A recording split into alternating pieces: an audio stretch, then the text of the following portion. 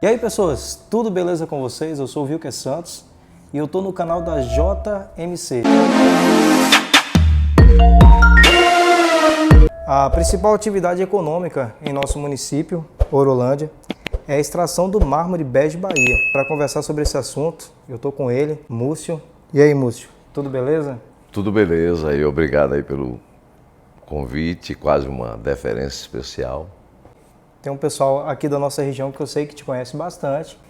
Se apresenta pra gente, Múcio. Falar do mármore, falar do bege Bahia, como é que é essa experiência?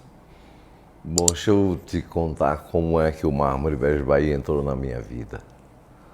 Eu vivi em São Paulo e havia uma empresa, que hoje já é extinta, né, em Juazeiro da Bahia.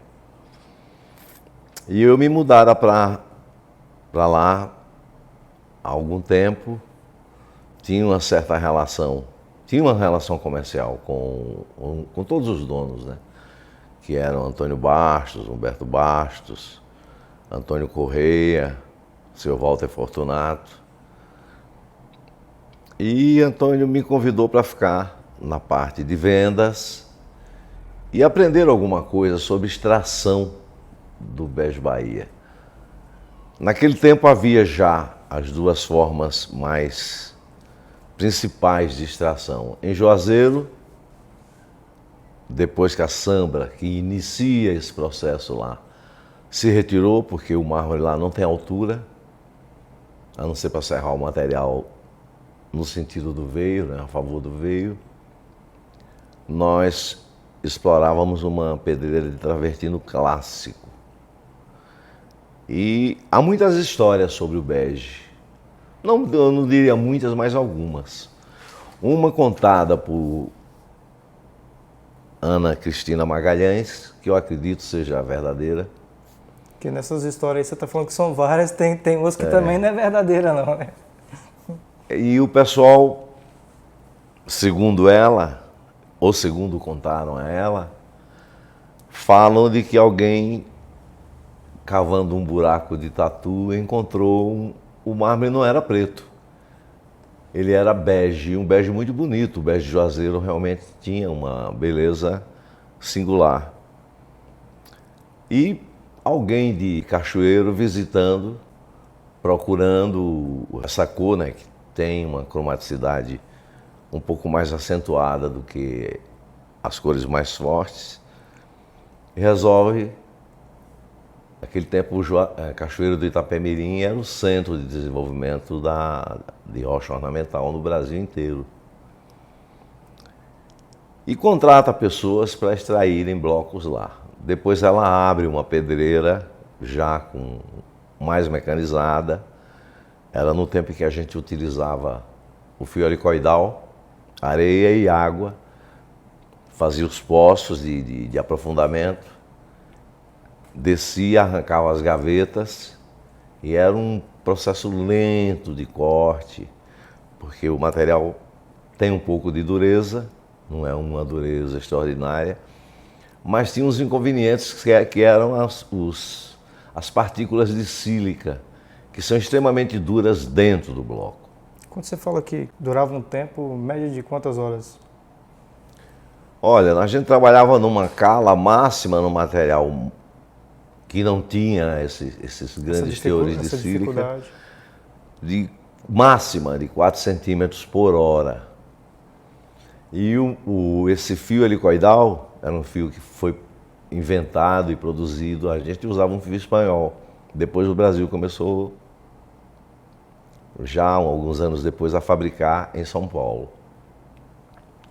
Então você cortava no máximo uma média de 5 centímetros por hora, e refrigerava esse fio, fazendo ele rodar, circular em torno do corte por 1.200 metros.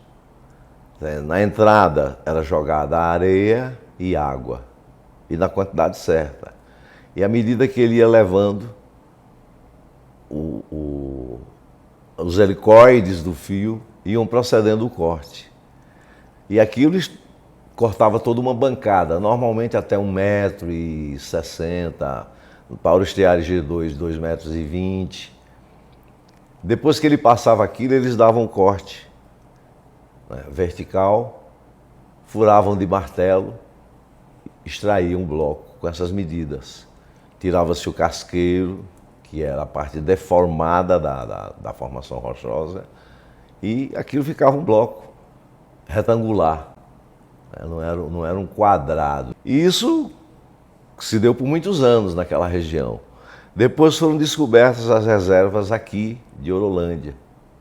Mas a sua primeira experiência com o mármore, então, foi no Espírito Santo? Foi em São Paulo vendendo. São Paulo. E depois em Juazeiro extraindo e vendendo. Nós percorríamos o Brasil inteiro, tínhamos relações de comércio no tempo da Semagran com as grandes empresas, porque havia duas empresas que dominavam, aliás, três que dominavam o mercado, todas pioneiras.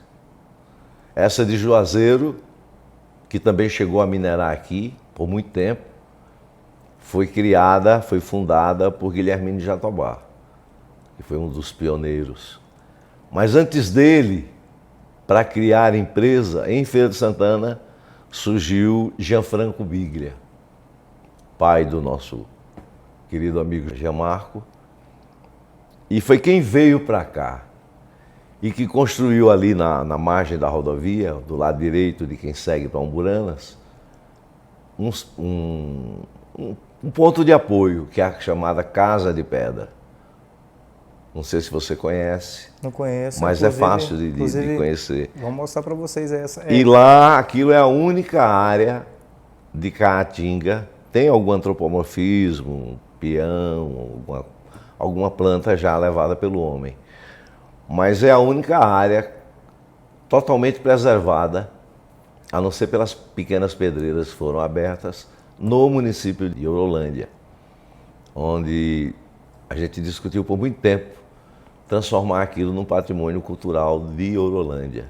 E Gianfranco cedeu aquele terreno de 40 mil metros quadrados para a sede de um instituto de desenvolvimento do mármore Bege Bahia.